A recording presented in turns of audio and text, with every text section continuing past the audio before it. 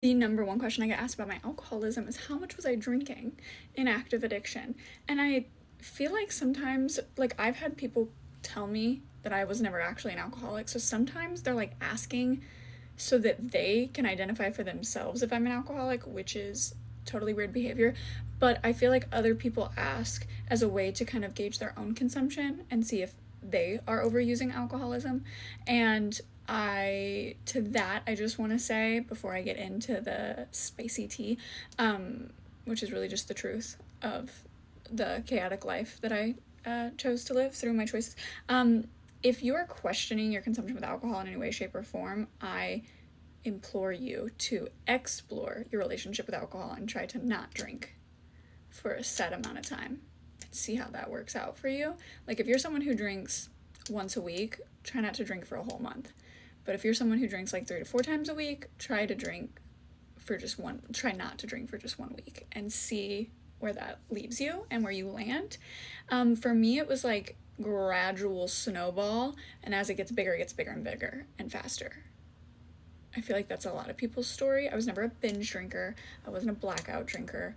I was a functional alcoholic for a certain extended period of time until I wasn't.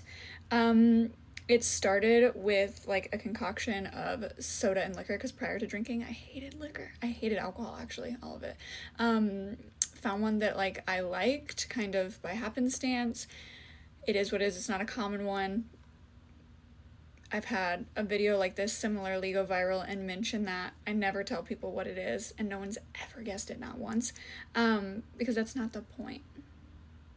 If you want to guess, go ahead in the comments, because then this will just help push the video to people who need to see it more, but you're not going to guess. If you are struggling with alcohol in any way, you don't have to be doing it every day to be struggling, and you have to accept that and hear this when I say that if you feel that tug on your heart when people are talking about it, it's meant for you. It's meant for you to hear it. Then I started buying shots because it was easier, cheaper, and more affordable. Then I started buying bottles of wine because I was getting too drunk, and I don't like to be blackout drunk, so I thought if I like do half wine, half shots, I'll be able to enjoy my life more. Crazy, I know. And then at the end, it got to the point about 2 years before I quit where I would have like 2 or 3 bottles of wine on top of as many shots as I could have, on top of if I went out, mixed drinks and wine coolers, and I would take wine coolers to the river. Shots to the river. Like multiple, like a bag full of shots. Crazy.